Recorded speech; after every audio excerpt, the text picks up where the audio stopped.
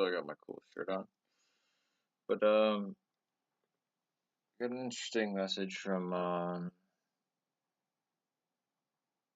Johannes. Uh, and very interesting. I want to clarify my position on war, right?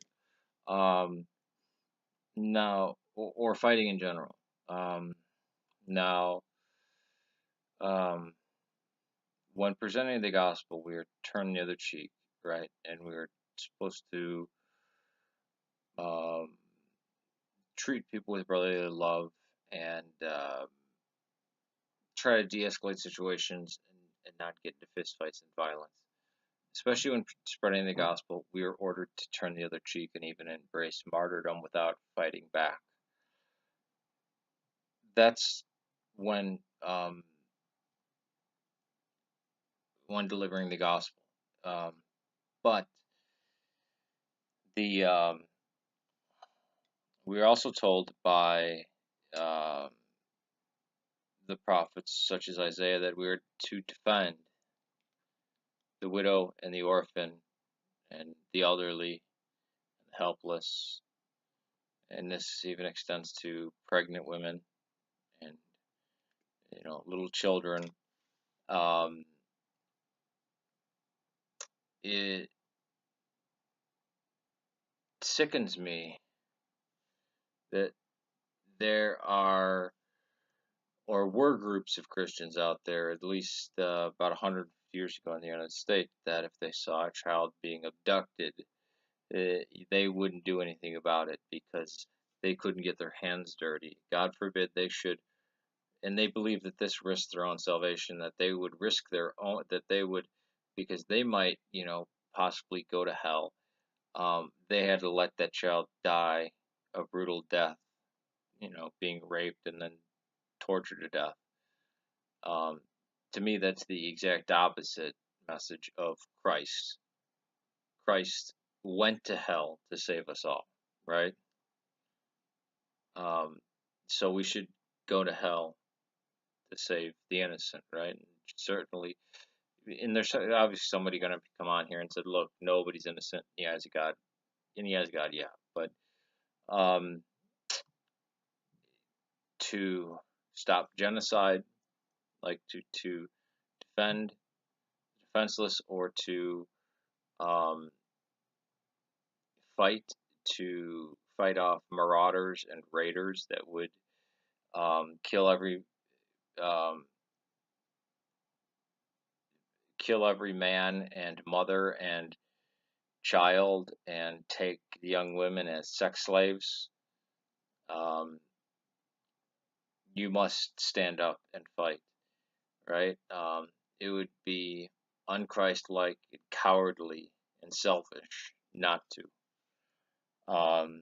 Is there such thing? People say war is the worst thing. Well, no, genocide is the worst thing. Um,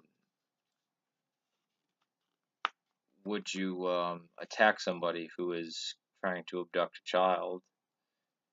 Let's say on the news there's a guy's face that's flashed everywhere, and he snatches children and abducts them, tortures them, rapes them, and then kills them and dumps their body in a grave. Um, like um, like what happened with Ginny Nicaragua or Melissa Ackerman or Donna Schnorr. Um, these were murders that happened when I was young.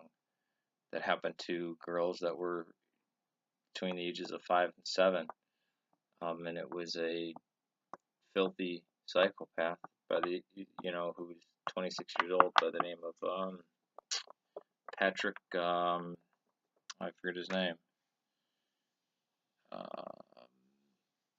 but Rolando Cruz got blamed for it.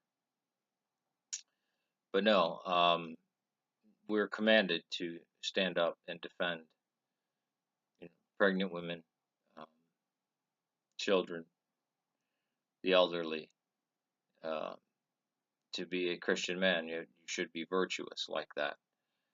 Um, and that's why for the provisional IRA, a whole street of families getting burned out. They were trying to kill infants and toddlers and young children and women, pregnant women, and fathers and grandfathers and grandmothers.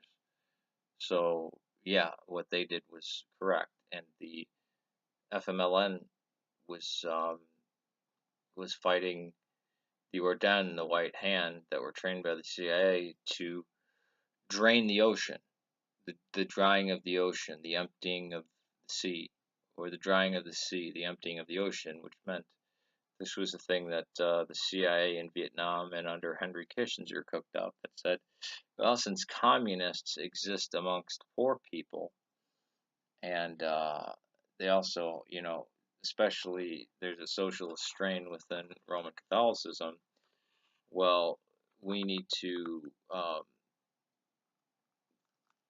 drain the sea so that they have, basically they have no people to move around in. So let's annihilate all those poor people and all those Catholics. Well, they tried this on 3 different countries in Central America that were over 99% Catholics. So they were actually just trying to eradicate, I mean, ethnically genocide countries.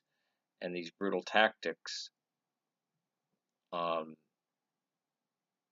and this ongoing state-sponsored, CIA-sponsored serial killing and sadistic torturing went on for so long that this is how MS-13 and 18th Street were created. They were petty nothing gangs in the United States, but when people got deported after the Civil War was over, all these tactics and all the damaged psychosis and psychopathy that was still around, people just formed gangs, and now you have buses being pulled over, and every man, woman, and child, whether they're an infant, a toddler, or elderly person, pregnant woman, will pull over buses and massacre 55 people on a bus just because. Um, they will slice people open and tear out their organs and laugh at them as they're screaming and, and dying of loss of blood and knowing that they're going to die and they're getting mocked.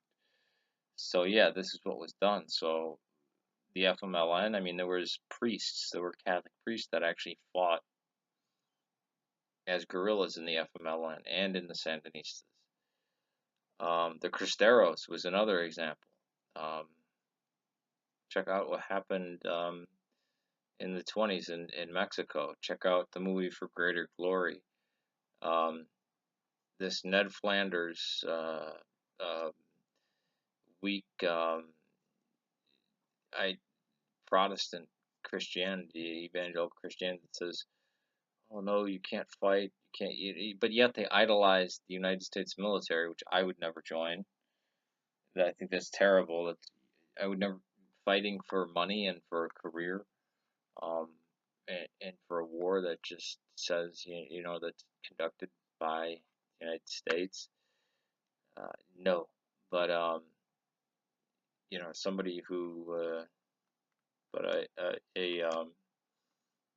a group of people coming to rape and kill defenseless people to say, well, no, since I'm Christian, I can't jeopardize my chances in getting into heaven. Which, if you have that kind of view, may you burn in hell forever, because that's not how it works. You are obligated to give your own life and even give your own possibility chance at salvation to protect the innocent. Um, there's nothing more Christ-like than that. So you have no regard for your own salvation and try to save the innocent.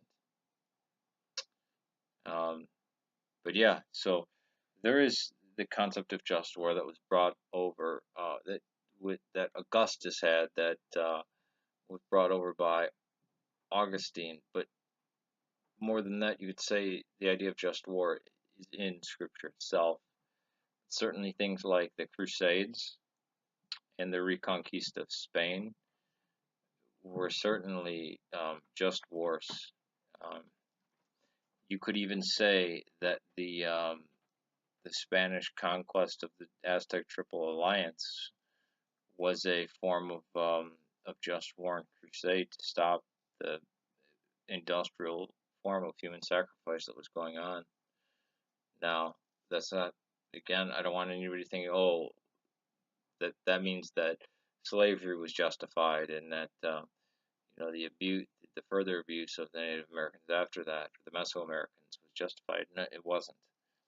Um, but yeah, the idea that Christians can only fight in war unless they belong to like an army, a government army, which is the worst way.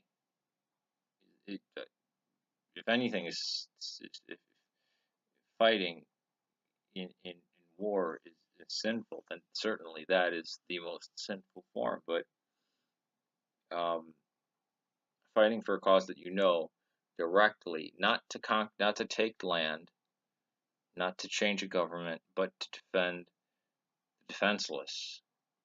That is honorable, and that is something that the true virtuous Christian man um, should always be ready to do, to defend the defenseless, right? To feed the hungry, to clothe the naked, to bury the dead. Um, all right, peace to you.